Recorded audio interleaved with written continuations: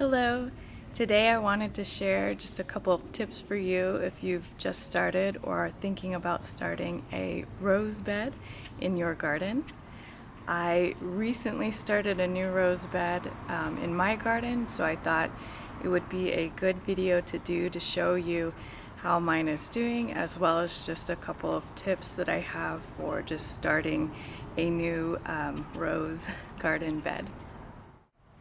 You are going to want to try and find a nice sunny spot for your roses, but I think a little bit more important than just finding a good sunny spot for the roses is finding somewhere where the rose is accessible.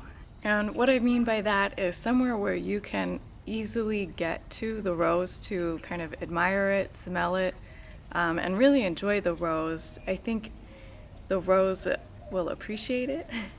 Roses just have such big, showy flowers, and they have such a great fragrance and smell. I think that you really need to find somewhere where you are going to be able to enjoy what the rose has to offer.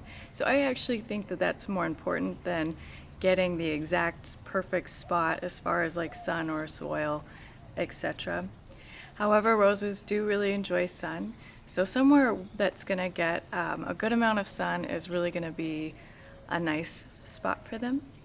Now here in Phoenix, whenever anything says it likes full sun, it typically doesn't mean it likes full Phoenix sun.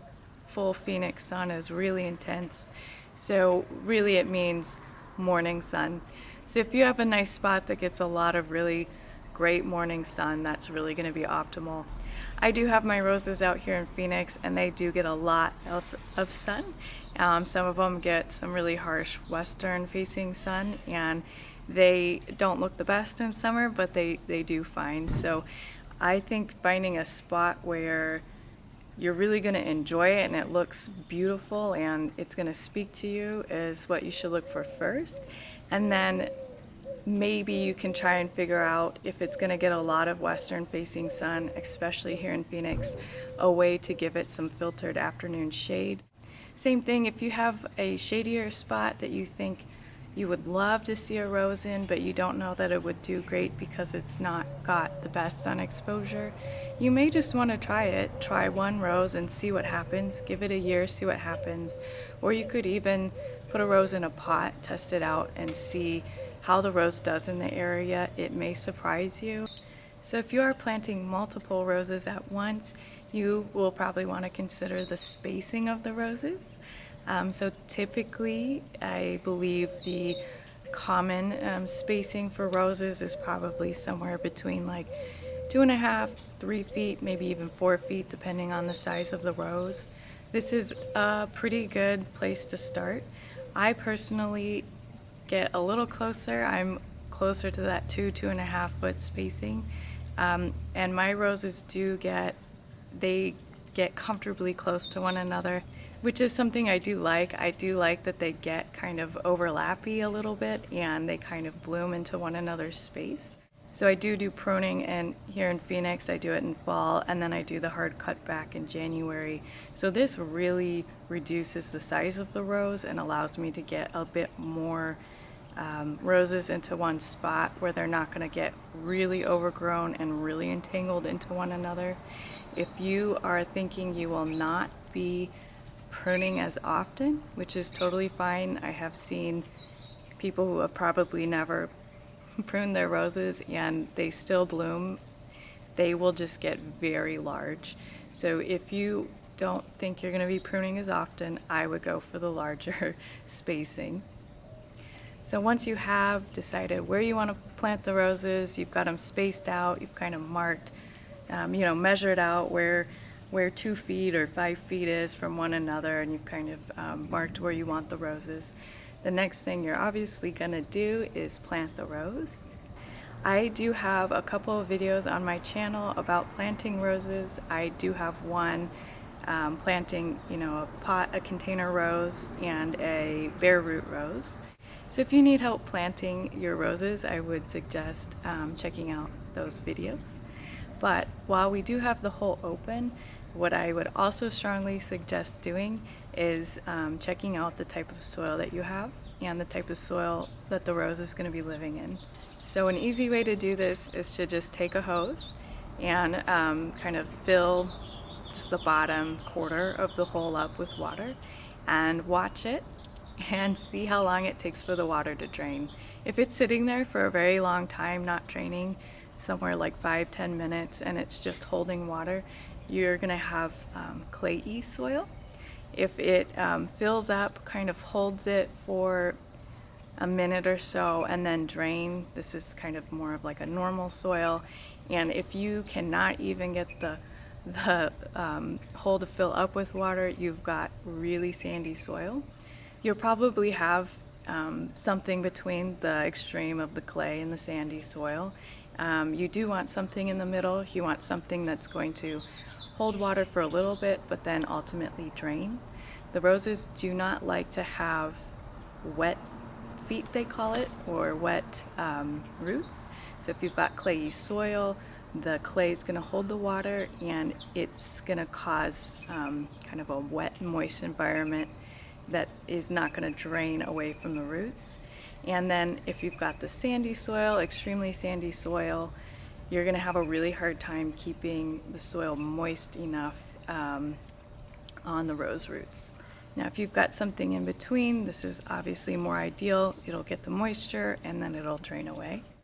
So no matter what soil you've got, especially if you're here in the deserts of the Southwest, you're going to want to amend the soil. So basically amending the soil, you're removing the native soil that you've got, and then you're putting something else in that's more desirable for the rose to grow in. If when you filled your hole up with water, you noticed that you had clayey soil or soil that was not draining, I would recommend digging a really large hole and over excavating and getting more amended soil into the hole that you're going to plant the rose in. So this amended soil is going to be something that we want around the roots of the rose. It's going to hold moisture, but it's not going to keep them too soggy or wet.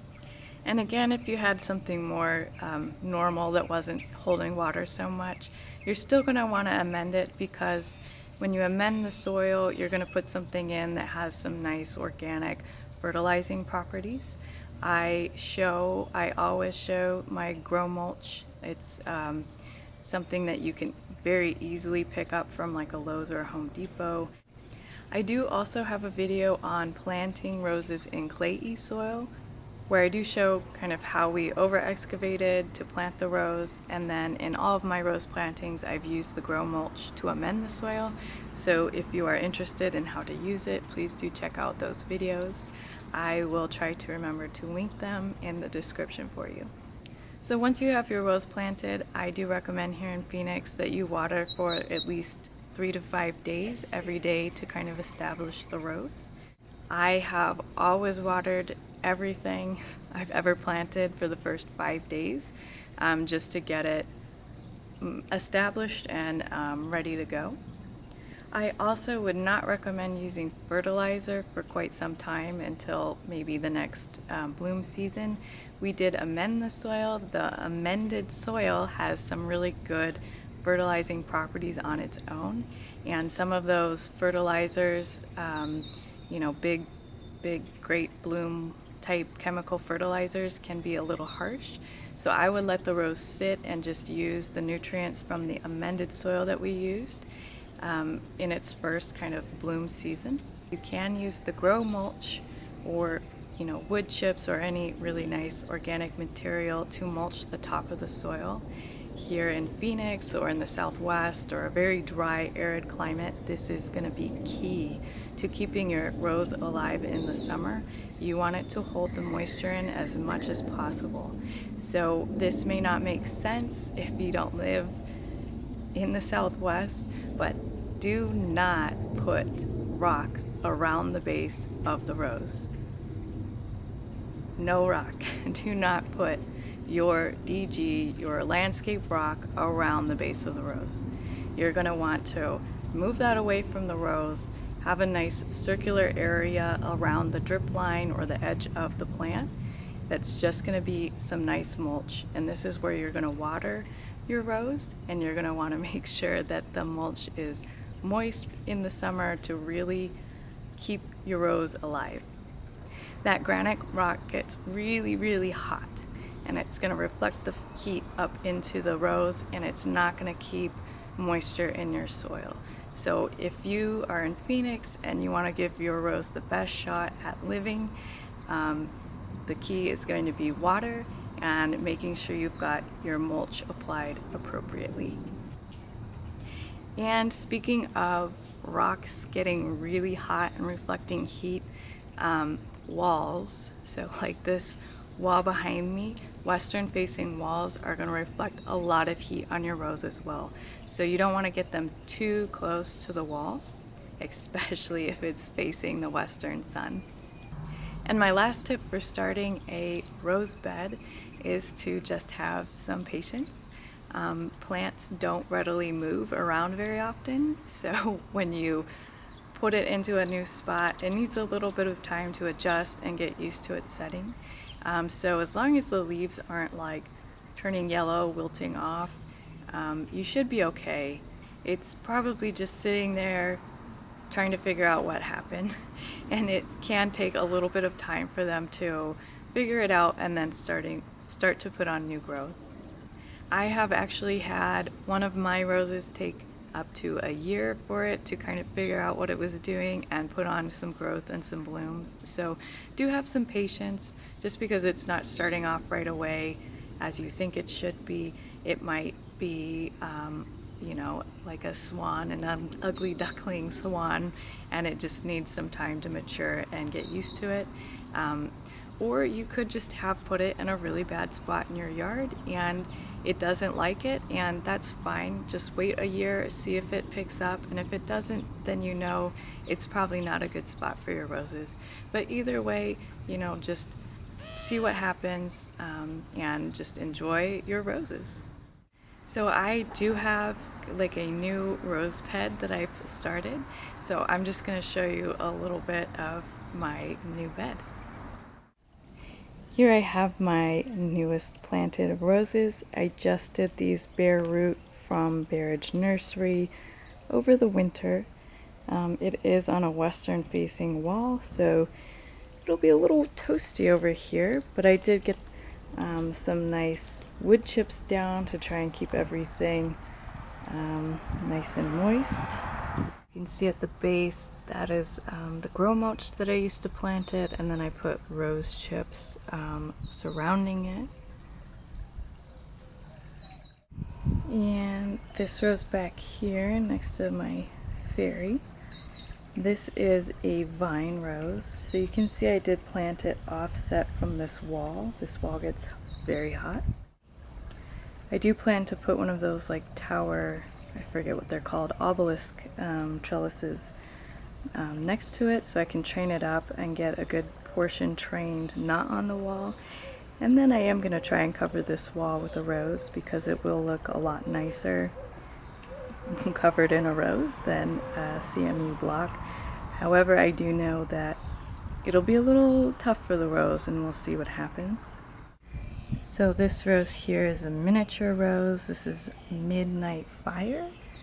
This one I think is going to do pretty good in the heat. It seems to be putting on some good blooms. This one here is called Coco Loco. This one's been doing pretty decent. When I did plant these guys back here, they did not do, they weren't doing a whole lot of anything. They were kind of in shock, but they did put on some new growth and it has been blooming. Here's a little bud. These buds are so cute and it's such a pretty little color. I'm really excited for Coco Loco. So next to Coco Loco, I have Sedona. It's getting a little warm and buggy out. I assume these will look a bit different with the cooler temperatures, but for now it's alive and awaiting the summer heat. And then next to these, I have a little peach drift rose. I really like these little drift roses, and I think it will look really cute in front of the taller Floribunda and I believe hybrid tea roses behind it. So it'll stay lower, and then these guys behind it will get taller, and I hope it looks just like a super cute balloon fest over here. And like I said, this one's a vine. It's called Colette. This one looked the roughest when I planted it. I didn't think it was gonna make it. A lot of the leaves were starting to brown and wilt and fall, and just gave it some time, and it did put on some new growth. We will see if this makes it through summer. It may not, but fingers crossed. So this was a look at my new flower bed, as well as some tips for planting new beds in your own garden. If this was helpful, please do subscribe. Thank you.